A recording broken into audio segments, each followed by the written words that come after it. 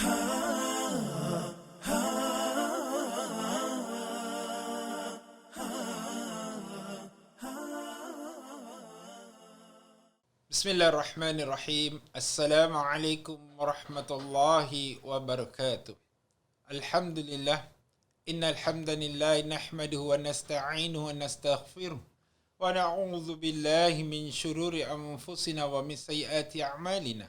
May yahdihillahu fala mudilla lahu wa may yudlil fala hadiya lahu.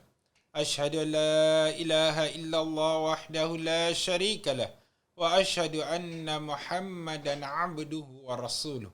Allahumma salli wa sallim ala Sayyidina Muhammad wa ala alihi wa sahbihi ajma'in, amma ba'du.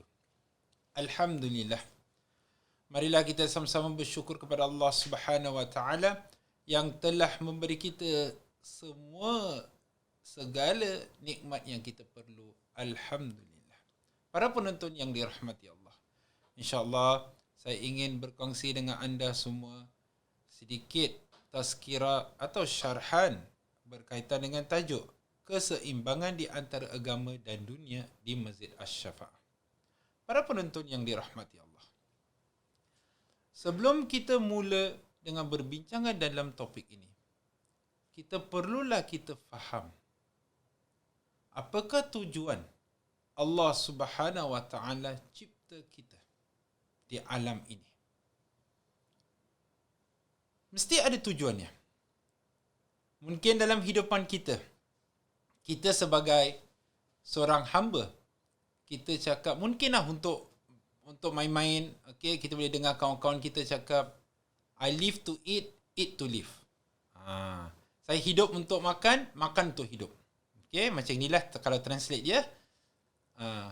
Tetapi sebenarnya memang kita perlu hidup, kita perlu makan. Kalau tak makan kita akan mati. Macam mana kita nak hidup, macam mana nak jalankan tugasan-tugasan kita seharian di dunia ini.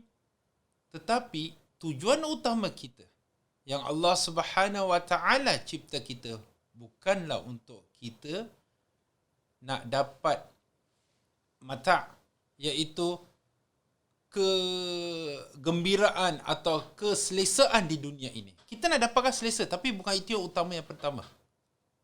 Kita perlulah, tuan-tuan dan puan-puan rahmati Allah, ialah kita perlu tahu apa tujuannya. Allah SWT cipta kita.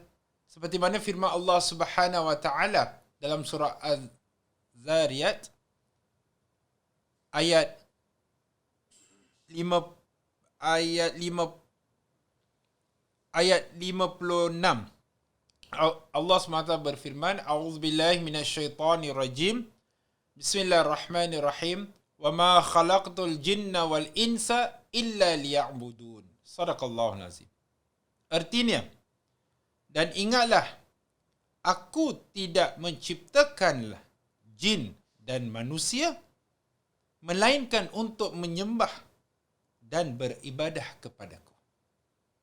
Para penonton yang dirahmati Allah, di sini kita semua faham ialah Allah SWT cipta kita dan jin tidak apa-apa selain daripada menyembah Allah. Tapi kat sini ialah menyembah Allah, menyembah dan beribadah. Ini adalah satu hal yang penting, atau makna di sini yang penting ialah apa erti di sini ibadah itu. Yang pertama, ibadah yang kita faham ialah apa-apa amalan kita buat, kita dapat pahala daripada Allah Subhanahu wa taala. Dan juga ibadah di sini ialah seperti solat, zakat, puasa, itu semua ibadah. Tapi tuan-tuan puan-puan rahmati Allah, adakah kita solat saja itulah tujuannya? Dan adakah itu saja yang ibadah saja? Yang penting di sini ialah perkataan ibadah ini adalah luas. Bukan solat 5 waktu saja. Bukan puasa saja. Untuk kita kaum Adam, apabila kita keluar rumah, cari rezeki, itu adalah satu tanggungjawab kita, nafkah kita terhadap keluarga kita. Itu adalah salah satu ibadah. Dan juga seorang isteri apabila suami balik, dia sediakan makanan layan suaminya. Itu adalah satu ibadah. So ibadah sini adalah luas. Dan juga sedekah. Bila kita cakap pasal zakat, itu adalah wajib. Sedekah. Dan sedekah bukan mestinya daripada duit. Kalaulah orang, contoh, dia lihat saudaranya, dia senyum. Senyum yang baik, erti yang baik, itu adalah sedekah. Bantu orang dengan ikhlas, itu adalah ibadah. So di sini kita lihat ibadah ni luas. Bila kita hidup di dunia ini, Allah Subhanahu Wa Taala cipta kita untuk menyembah, betul? Ialah kita ikut perintah Allah Subhanahu Wa Taala dan juga kita dilarang untuk buat apa yang Allah Subhanahu Wa Taala telah larang, iaitu kita tinggalkan perkara-perkara yang Allah Subhanahu Wa Taala tak halalkan untuk kita atau haramkan untuk kita. So kena ialah yang pertama dalam tajuk yang keseimbangan di antara agama dan dunia. Apakah tujuan hidup kita ini di dunia ini? Ialah ibadah. Tapi di sini ibadah bukan untuk solat sahaja, bukan untuk urusan kira akhirat, tapi urusan dunia kita tinggalkan. Maksudnya tak kerja, tak apa-apa, duduk aja. Tak. Okey. Kita ibadah ni luas, bukan solat saja.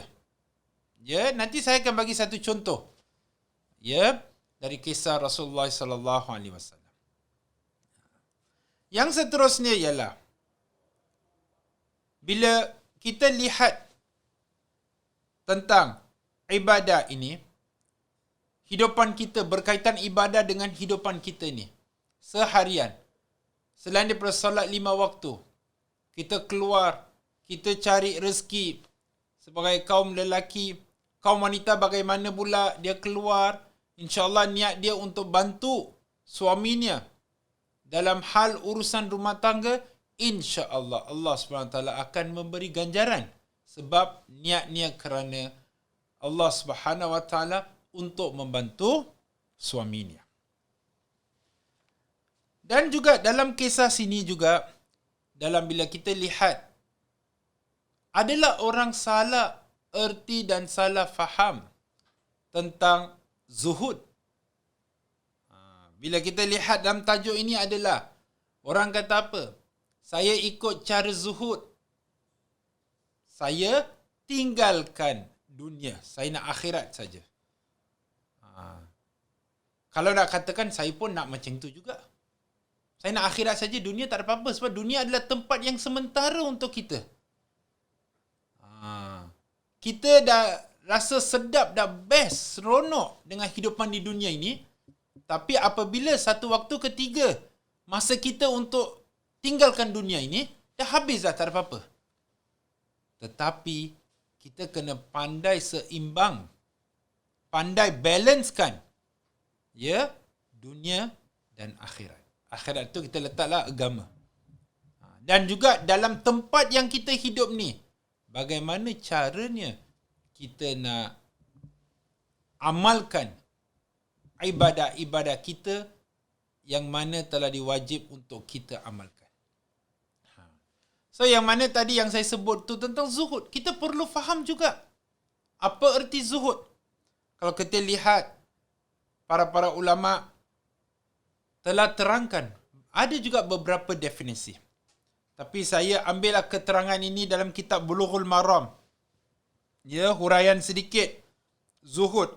Okey, dia ada beberapa macam. Okey, yang salah satunya ialah kita boleh katakan ialah kurang kemahuan kepada sesuatu. So orang ni dia takkan adakan hidupan yang kita gunakan dalam bahasa Inggeris luxury life. Okey, kira hidupan yang lebih-lebih dia tak nak. Okey, Kadang-kadang dia dah pakai baju ini, contoh baju inilah saya pakai, mungkin seminggu dia pakai baju inilah, selagi boleh pakai dia pakailah, dia tak tukar. Dia mungkin ada satu jubah saja. Okey, benci kepada dunia dan berpaling daripadanya. Okey. Membuang kesenangan dunia untuk mendapat kesenangan akhirat. Ada juga hati tidak memperdulikan kekosongan tangan. Okey. Kena bantu orang dan juga membelanjakan apa yang dimiliki dan tidak mengharapkan apa yang didapat. Kadang-kadang orang yang kira zuhud, dia bantu saja. Dia tak kira dia dapat balik ke, tak dapat ke. Dia nak dapat daripada Allah sajalah. Dan juga tidak menyesal atas yang tidak ada dan buang kegirangan dengan yang ada.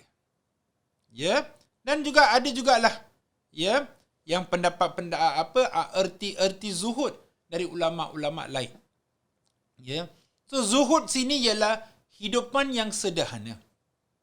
Ya, kalau kita tengok dalam maqasid syar'iyyah pun, yang mana ulama-ulama atau fuqaha-fuqaha yang telah ajar kita pun, kita nak ambil ketindakan sesuatu, kita perlu tanya, adakah ini daruriyah, hajiyah atau tahsiniyah? Kita perlu tanyalah diri kita. Kalau katakan saya nak hidup zuhud, saya tak nak beli kereta, tak nak beli motorbike, saya nak jalan kaki. Contohlah awak tinggal Ang Mo Kio, jalan kaki pergi Masjid Asy-Syafa'ah. Mampu, bismillah. Kalau tak mampu, macam mana? So, zaman berubah. Kita pun kena ubah. Kalaulah kita nak katakan saya nak beli sesuatu kenderaan untuk kemudahan untuk saya perjalanan pergi kerja, tidak ada masalah. Dia bukan kira saya kena hidup zuhud, saya tak perlu nak beli kenderaan, tak ada apa-apa. Susah juga. Kadang-kadang katakan saya nak naik MRT, kadang-kadang MRT pun breakdown dan sebagainya. Macam mana orang tu nak pergi kerja? Setiap hari lambat. Sekarang Alhamdulillah. Dulu ada banyak masalah. So kiranya, kita perlu tanya diri kita. So bila kita lihat di dunia ini, zuhud, ialah saya boleh katakan ialah itu adalah hidup sederhana. Sederhana ialah di sini, bukan kena sederhana, so saya tak perlu ada ni, saya tak perlu ada itu. Kita tanya diri kita, adakah perkara yang kita nak beli ni, adakah perkara itu masuk dalam bab mana? Daruriyah, hajiyah atau tahsiniyah? Daruriyah kira kita betul-betul kita perlu. Macam contoh, kalaulah kita tanya diri kita, contoh ada orang ingin nak beli kenderaan. So dia tanya diri kita, dia perlu tanya diri dia, adakah kenderaan yang dia nak beli tu betul-betul dia perlu? Contoh tempat kerja dia jauh. Pagi dia nak keluar, memang tunggu jam semua. Ada orang mungkin kerja dia, shift dia tu. So, mungkin dia boleh masuk dalam kategori daruriyah. Atau ada orang, saya perlu. Mungkin lepas saya habis kerja, saya ada kerja part time. Mungkin itu boleh jadi hajiyah. Tahsiniyat kira dah ada dah, tapi dia nak mencantikkan perkara itu. Ialah seperti mana setiap kali hari raya datang, nak tukar langsir, nak tukar mungkin sofa cover dan sebagainya. Dah ada dah kat rumah. Tapi nak tukar, nampak cantik, setiap tahun benda yang baru. Tahun lepas dah pakai warna kelabu, tahun ini tukar warna biru. Contoh. So itu yang kita perlu masukkan kategori kita di mana. Kita tak boleh nak masukkan dalam bab kategori yang contoh makanan. Saya ingat lagi dulu zaman saya belajar di pondok, ada kawan saya, seorang ni Alhamdulillah, hamba Allah ni, dia ikut cara zuhud. So waktu saya makan nasi dengan ayam, dia bilang, "Syekh, anta tak boleh makan ayam, Syekh. Kita kena belajar hidup zuhud. Ialah nasi tuang air suam, campur garam. Dengar pelik juga. Sebab kat Singapura kita tak pernah buat macam ini. Mungkin kat tempat-tempat kampung, diorang susah, diorang menghadapi masalah makanan harian dan sebagainya. Tapi bila kita lihat, contohlah itu untuk nak kawalkan diri dia, nafsu dia, bismillah, silakan. Tetapi tak adalah berdini jadi untuk semua orang. Tak boleh katakan, awak tak boleh buat macam ini. Tak. Kulu washrabu min rizqillah. Semua makanan dan minuman adalah daripada Allah SWT. Benda yang halal, halal. Benda yang haram, haram. Al-halalu bayyinun wal haramu bayyinun. Allah SWT telah terangkan kepada kita mana yang halal, mana yang haram. So, bila kita lihat pada sini zuhud, itulah dia. Ya, ada banyak contoh-contoh ni dalam bab zuhud. Kita lihat pada keadaan kita. Apa yang kita mampu, bismillah. Tak mampu, yang lebih itulah kita katakan bazir. Kita katakan yang kategori mana yang membazir. Kadang-kadang makanan pun, kita dah kenyang, tapi ikutkan nafsu. Kita beli makanan tu, tapi tak boleh habis, kita buang. Itu masuk dalam kategori membazir.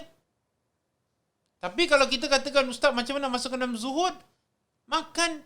Yang mana Rasulullah SAW ajar kita ialah berhenti sebelum kenyang. So, itulah salah satu cara yang zuhud kita boleh kata. Jaga kesihatan kita. Elak daripada dapat penyakit. Kita tak jemput penyakit. Biar penyakit cari kita. Dia tak kisah badan sihat, besar ke, badan kurus ke. Itu masing-masing dia metabolism yang ada dalam badan kita masing-masing. Tapi yang penting dia tu macam mana kesihatannya. Dan juga pada tahap umur dah 50 lebih, ada beberapa penyakit akan datang. Itu pun kita tak boleh kawal. Tetapi kita jaga. Bila dah ada penyakit, kita kawal makanan. So, itu semua boleh dimasuk dalam kategori zuhud juga.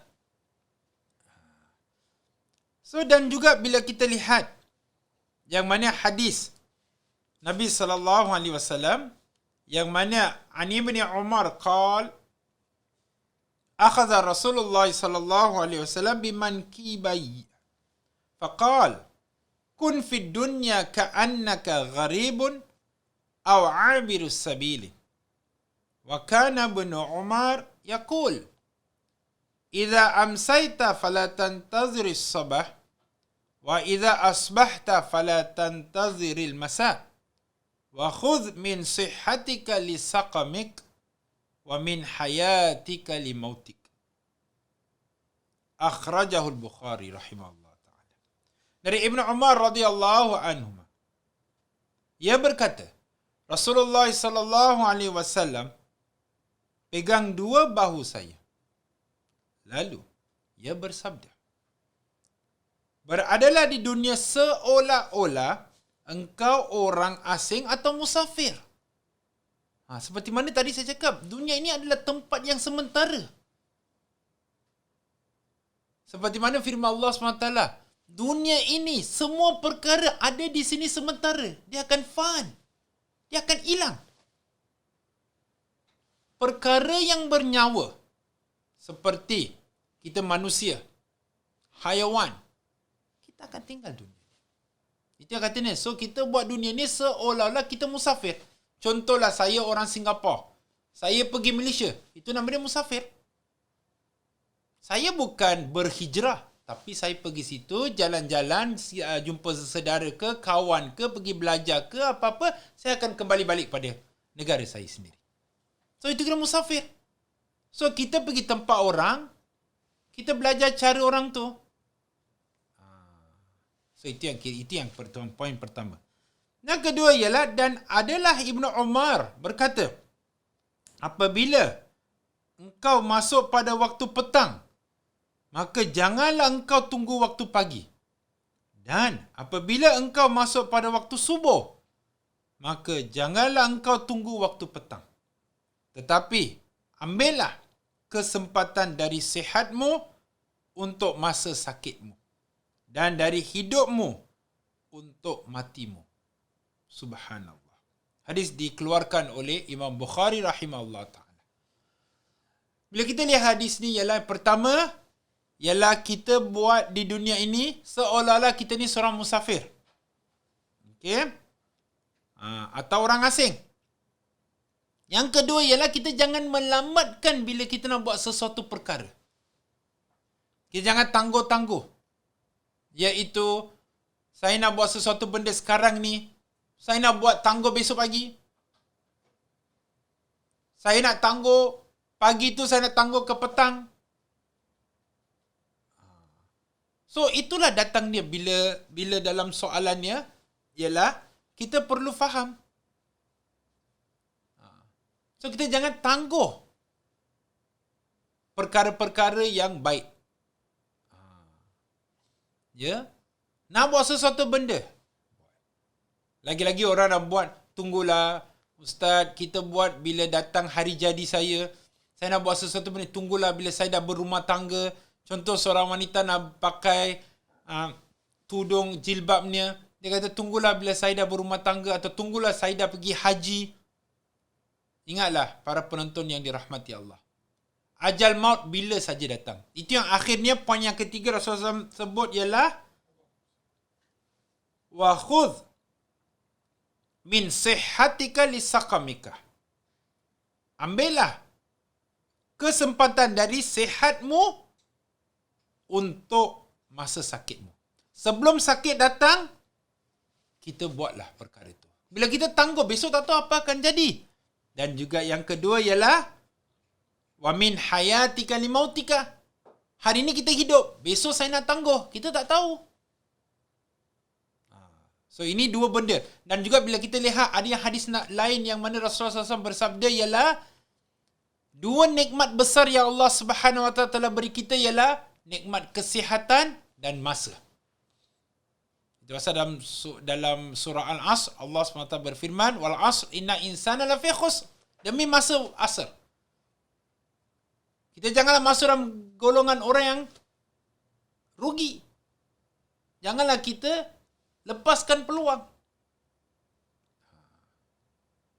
So, bila kita ada di dunia ini, kita nak berjaya di akhirat, kita kena buat baik di dunia. Sebab akhirat adalah tempatnya investment kita. Kalau kita sekarang beli investment di dunia ni, bila kita beli, kenapa kita beli? Sekarang kita tak dapat rasa apa-apa. Tapi katalah saya beli retirement. Bila umur saya dah 60 tahun, contoh 60 tahun itulah baru saya dapat rasa. Atau tak anak-anak saya dapat rasa. So, bilalah saya sekarang beli education, contoh. Nanti bila anak waktu masanya, 21 ke 22, contohlah di masa universiti ke apa, barulah dia dapat rasa. Macam gitu. Apakah investment kita untuk akhirat? Bila katakan saya nak tinggalkan dunia, saya nak akhirat saja, dia tak seimbang. Seperti mana pada zaman Rasulullah SAW, ada dua adik-beradik. Yang mana abangnya sentiasa duduk di masjid. Ya, duduk di masjid.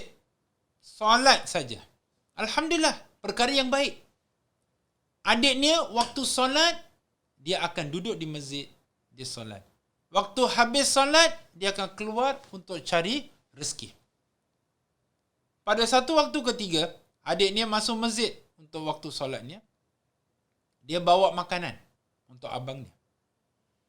Waktu itu Rasulullah SAW dan juga sahabat-sahabatnya masuk masjid. So, bila Rasulullah SAW lihat perkara ini, Rasulullah SAW tanya sahabat, wahai sahabat-sahabatku, antara adik-beradik ini, siapakah yang masuk dalam siapakah akan masuk syurga dulu? Ya, dengar, saya ulang lagi sekali. Siapakah yang akan masuk syurga dulu? InsyaAllah dua-dua masuk. Tapi siapa yang masuk dulu? Biasanya bila kita lihat macam ni, kita sendiri pun kata abang. Sebab apa? Dia tak ada dosa. Dia duduk di masjid, beribadah saja. Tetapi Rasulullah kata adik. Kenapa wahai Rasulullah? Sebab adik pandai bagi masa. Untuk beribadah, solat dan lain, dia bagi masa. Untuk dia keluar untuk cari nafkah, dia keluar juga.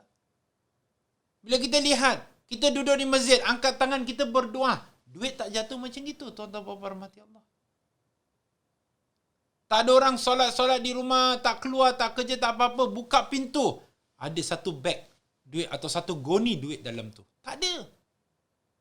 Seperti mana awal-awal saya cakap, bila bab ibadah ini luas. Kita keluar cari rezeki. Walaupun rezeki kita apa, yang penting kerja yang halalan tayyiban. Walaupun orang memandu taksi, Alhamdulillah. Orang yang jualan kuih, Alhamdulillah. Yang penting, asalnya duitnya adalah halalan tayyiban. Dan juga yang itu tengok, dia bagi masa. Waktu kita salat, kita salat. Waktu kita keluar untuk cari rezeki, kita cari rezeki. Kita nak keluar dengan anak-anak kita. Contoh. Kita nak solat. Dunia ini, semua adalah bersih untuk kita solat. Kita pergi contoh Esplanade. Tak ada musolah di situ contoh. Ada tangga, bawah tangga boleh solat? Boleh. Seperti mana saudara-saudara kita dari Bangladesh. Saudara-saudara Bangla kita. Sekarang kita tengok bawah blok. Waktu rehat, dia bentang handkerchief dia. Solat. Masya Allah. Kadang-kadang rasa saya pun malu juga. Adakah saya sendiri kadang-kadang mampu nak buat macam itu? Dia kata dia, dunia ini luas. Dan dunia ini, semua tempatnya adalah tahur. Bersih, suci. Kalau ada najis di situ, baru kita tak boleh. So macam itulah para penonton yang dirahmati Allah. So bila kita lihat, kita seimbang, kita perlu dunia. Dunia kita perlu, akhirat kita perlu. Akhirat tu kita masukkan agama di sini. Bukan kiranya saya tolak dunia. Kalau tolak dunia, macam mana kita nak hidup? Kadang-kadang kita kata, okeylah saya nak pergi, saya minta sedekah. Saya solat, lepas saya duduk kat tepi masjid, saya minta sedekah. Itu pun kalau bab seorang nak meminta, itu pun ada hukum di situ juga. Awak sihat, kenapa awak tak kerja? Ada banyaklah tuan-tuan dan puan-puan yang rahmati Allah. Ya. So kiranya ialah untuk tajuknya, okey, ini ialah kita perlulah faham yang awal-awalnya yang mana saya sentuh ialah bab ibadat tu. Ya.